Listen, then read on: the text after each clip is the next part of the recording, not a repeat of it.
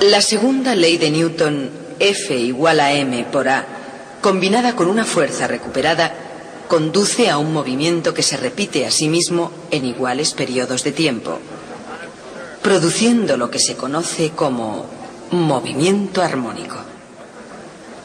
Voy a contarles una anécdota.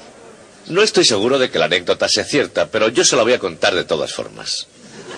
Se refiere a nuestro viejo amigo Galileo. Un día, cuando Galileo era un hombre joven en Pisa, asistía a una misa en el Duomo. El Duomo es la magnífica catedral de Pisa, cuya torre de campanario es la célebre torre inclinada. En el Duomo hay una lámpara que cuelga del techo mediante un largo cable. Precisamente ese día la lámpara estaba balanceándose, seguramente la acababan de encender. Y Galileo, por ser Galileo, observó algo sobre la lámpara que nadie hasta entonces había observado. Notó que cada oscilación completa de la lámpara tenía lugar en el mismo tiempo exactamente. Cuando la lámpara primeramente comenzó a oscilar y tenía que describir arcos grandes, se movía rápidamente. Más tarde, cuando la oscilación había disminuido y el arco que describía era más pequeño, iba más despacio. Pero el tiempo total de cada oscilación completa era siempre exactamente el mismo. ¿Cómo lo determinó? Bien, calculó la duración contando sus pulsaciones. Yo me he preguntado cómo es que, habiéndose dado cuenta de que estaba haciendo un gran descubrimiento, su pulso no empezó a correr y estropeó las mediciones. Por si acaso, él calculó la duración de su pulso. Cada oscilación completa de la lámpara habría durado de 5 a 6 segundos y él tendría que observar el recorrido de muchas oscilaciones completas cuando el movimiento se hacía cada vez más pequeño, contando sus pulsaciones cada vez para asegurar que cada oscilación tenía lugar en el mismo periodo de tiempo. El sermón debía ser muy aburrido. La lámpara aún sigue allí, en el Duomo, en Pisa.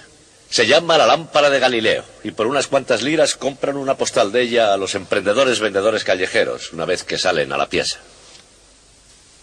Habrán visto que la anécdota es bastante buena. Lo único que no marcha bien es que, según los archivos de la Iglesia, la lámpara no fue instalada hasta 10 años después de la muerte de Galileo. Pero Galileo hizo ese descubrimiento y fue extremadamente importante, porque acababa de descubrir que el péndulo podía ser usado como un sistema para medir el tiempo. Y de hecho su descubrimiento dio como resultado el invento de los primeros relojes de precisión. El tipo de movimiento que él estaba estudiando se llama movimiento armónico simple. Este simple peso, oscilando arriba y abajo colgado de un simple muelle, repite su movimiento una vez cada segundo. A medida que pasa el tiempo, su movimiento va disminuyendo y sus desplazamientos se hacen más cortos. Pero sigue tardando exactamente un segundo en cada ciclo. Es un aparato perfecto para llevar la cuenta del tiempo, y su movimiento se llama movimiento armónico simple.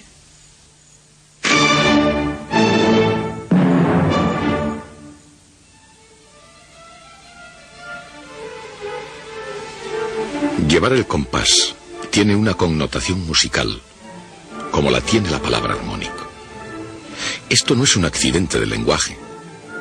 Los instrumentos musicales comparten una propiedad especial con los pesos oscilando.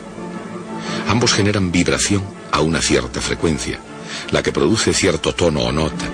Eso no cambia cuando el movimiento decrece. En la producción de una nota musical entran en juego muchos factores. La longitud de la cuerda de un instrumento, el tamaño y la forma del mismo, la técnica y la destreza del músico para tocarlo. Sin embargo, en la física de la música hay un factor que nunca varía. Una vez que se ha dado una nota, el tono del sonido permanece igual, aun cuando disminuyan las vibraciones. ¿Por qué el tono permanece constante? En el lenguaje de la mecánica clásica, la F en la ecuación de Isaac Newton, F es igual a masa por aceleración. En una determinada posición, todas las fuerzas están equilibradas. Sin embargo, cuando el muelle está estirado, tiende a tirar de la masa hacia su posición original. Cuanto más se desplace la masa, mayor será la fuerza que tira. El mismo principio funciona a la inversa. Cuando el muelle está comprimido, trata de empujar la masa hacia su posición original. Cualquiera que sea la dirección en la que se mueva la masa, aparece una fuerza para oponerse al desplazamiento. La combinación de esta fuerza y la inercia de la masa será la clave para llevar cuenta del tiempo.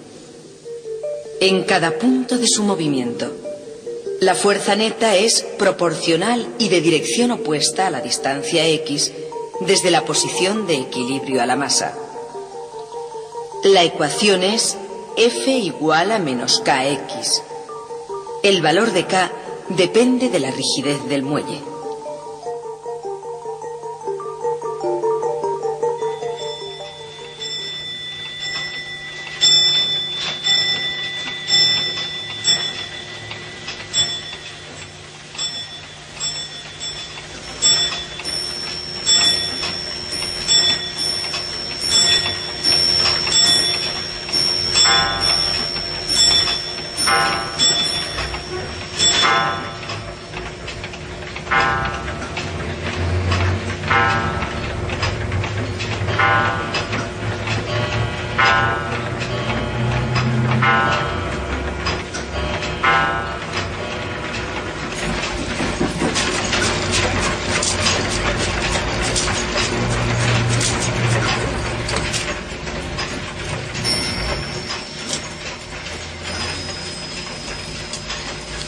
En la cultura occidental, pocas cosas gobiernan la vida humana con tanta firmeza como el interés mecánico por el tiempo.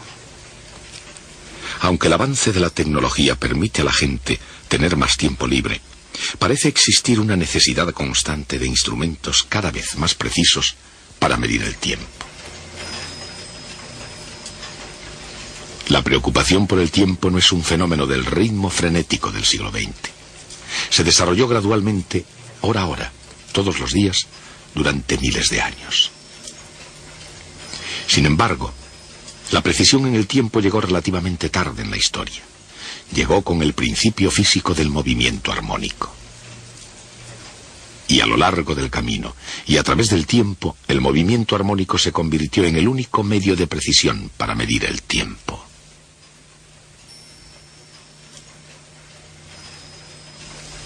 Pero ya es hora de volver al principio. ¿Cómo se desarrolló el concepto de tiempo? Probablemente presenciando los ciclos de la naturaleza. El cambio de las estaciones. Quizá cayendo en la cuenta de los ciclos anuales del Sol o mensuales de la Luna. Muchas de las antiguas civilizaciones construyeron monumentos que sugieren un conocimiento de los movimientos cíclicos del Sol, la Luna y la Tierra. Estas estructuras marcaban el paso del tiempo a gran escala.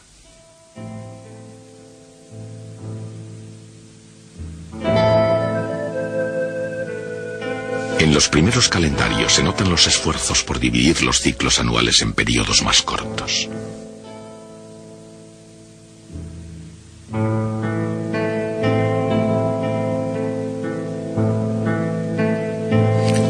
Los relojes de sol dividían el día a menos que estuviera nublado. Unos 500 años más tarde de la aparición del reloj de sol, los egipcios desarrollaron el reloj de agua. El goteo del agua revelaba la línea sucesiva en el interior de un cuenco de alabastro. Durante siglos este diseño no sufrió variaciones hasta que unos artesanos chinos lo mejoraron, agregándole unas cazoletas sobre una rueda y un trinquete. Cuando Marco Polo trajo la noticia de Oriente, los relojes semimecánicos gozaron de considerable popularidad en la Europa del siglo XIII. Desgraciadamente,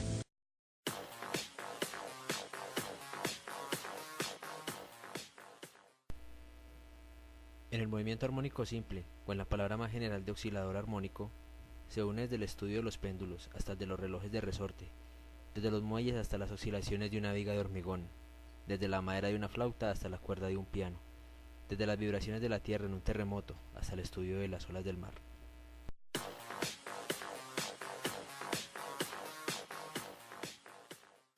¿Cómo es posible que detrás de todos estos fenómenos esté el mismo tipo de movimiento de variación de magnitudes? La razón la conocemos hoy en día. Este tipo de oscilaciones es la respuesta que se da siempre en la naturaleza cuando un objeto, muelle, superficie del agua, péndulo, madera o campo eléctrico y magnético, se desequilibra y se le deja volver libremente a su situación inicial.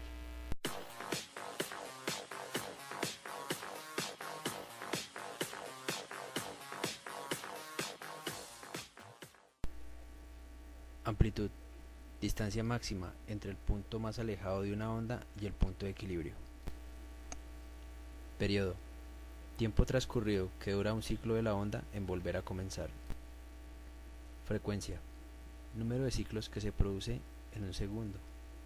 Quiere decir, cada cuánto da una vuelta. Matriz de una locomotora. Contiene un émbolo que se mueve en vaivén en movimiento armónico simple. El émbolo está conectado a un conjunto de bielas que transforman su movimiento de vaivén en movimiento rotacional de las ruedas. Un valioso ejemplo de la relación entre movimiento armónico simple y movimiento circular se ve en vehículos y máquinas que usan el movimiento en vaivén de un émbolo para generar el movimiento rotacional de una rueda.